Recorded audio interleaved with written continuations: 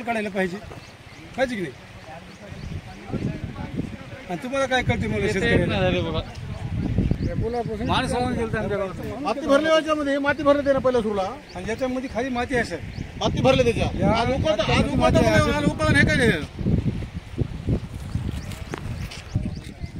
काल परवा त्यानं मुरुम आणून टाकला. आता हे जे खरडून मुरून गेलता काल परवा मुरुम आणून टाकलेलं आहे का तर इथून जायला रस्ताच नव्हता.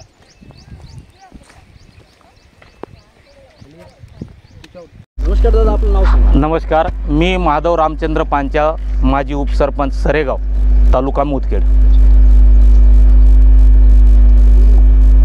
संबंधित या गावच्या पुलाचं काम जो केलेलं आहे ते काम आता पूर्ण झाले असं इंजिनियर सांगतायत. तर गावकऱ्यांचं म्हणणं काय यावर?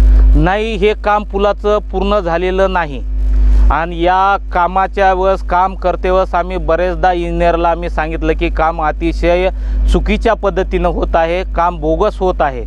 तरी इंजिनियरला आम्ही वारंवार त्यांच्याकडे तक्रारी केल्या पण त्यांनी विशेष या कामावर लक्ष दिलेलं नाही. आणि जर गुत्तेदाराला सुद्धा आम्ही का तर गुत्तेदार मोठ्या हाय लेवलचा माणूस आहे, गुत्तेदाराला कोणी बोलायला गेलं तर गुत्तेदार काय सर्वसामान्य माणसाला मानत नाही. गुत्तेदाराचे नाव सांगशाल का? गुत्तेदाराचं नाव दादाराव ढगे असं आहे. तर जे आज पुलाचं काम झाले ते शासनाच्या वर्क ऑर्डर GR प्रमाणे काम केले का? GR आणखी गावकऱ्याला दाखविलाच नाही इंजिनियरनं, एस्टिमेट दाखविलंच नाही.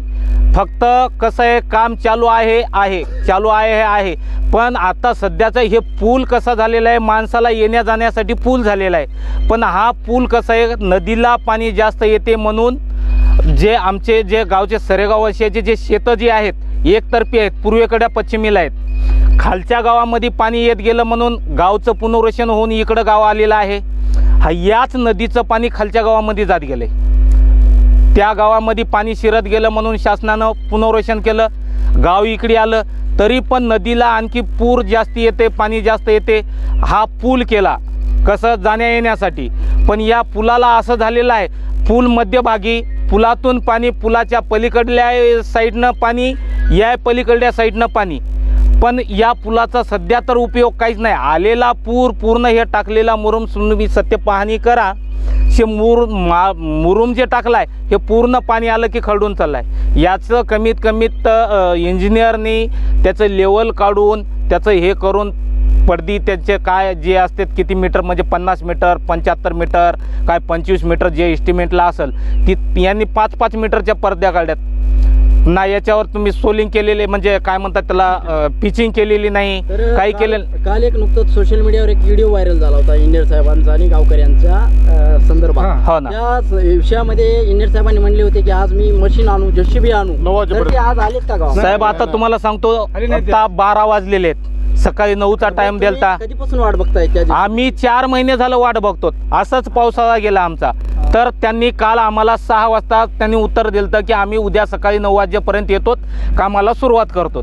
पण आतापर्यंत काही आलेलेच नाहीत. त्यांनी सकाळच्या 9 पासून तुम्ही आता 12 पर्यंत जेवण न करतात? आम्ही त्यांची वाट बघत थांबलेले होत. आम्हाला देवासारखी वाट बघायला आम्हाला गांजर दिलं आणि आम्हाला काय नाही. यानंतर आपली भूमिका काय असणार आहे? आपण काय कलेक्टर साहेबांना निवेदन देणार आहात का, काय करणार?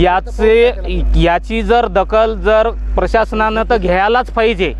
जर याची दखल घेतली नाही तर आम्ही सार्वजनिक बांधकाम विभागापर्यंत, सार्वजनिक बांधकाम मंत्र्यापर्यंत, पालकमंत्र्यापर्यंत जे काही आम्हाला जिथपर्यंत जाता येईल कलेक्टरपर्यंत तिथपर्यंत जाऊन आम्ही याचा पाठपुरावा करू.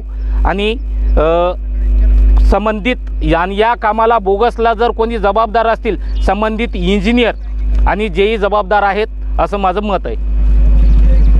आणि आदतीनं पुलाचं काम झालेलं आहे. बाबूराव व्यंकटराव कळणे, सरेगाव, तालुका मुदखेड, जिल्हा नांदेड. मी पहिल्यांदाच या फुलामध्ये बोगस काम आहे असं म्हणल्यावर माझ्या शेती इंजिनियरला 2 पोलीस गाड्या आणल्या होत्या. तेव्हा दबाव तंत्र आणलं म्हणून आता सगळं बोगस काम केलं. आता इकडे जाता येत नाही, तिकडे जाता येत नाही. मागणी काय?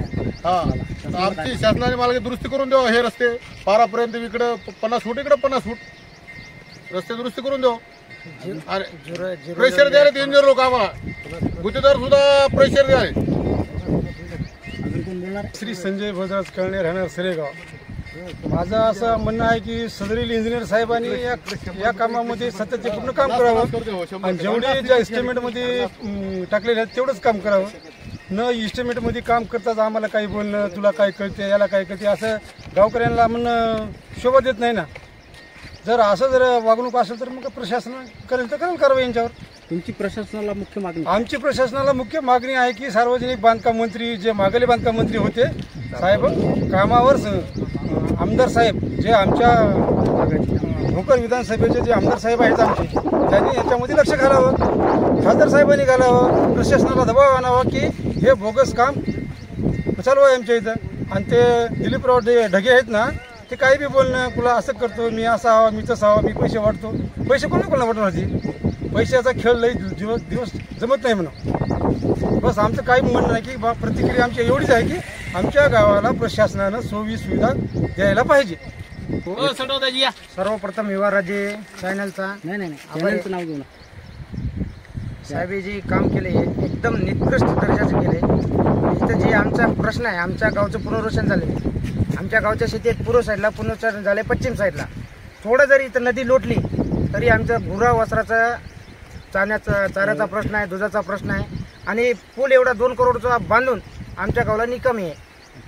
जे इस्टिमेट प्रमाणे काम बिलकुलच झालं नाही. याचे जेई आहे, जे बी इंजिनियर डिप्टी जे बी असतील या डिपार्टमेंट अंतर्गत जे असतील त्याला नियमानं गुन्हे दाखल करावे आणि या कामाची चौकशी करून याचं देयक देण्यात यावं.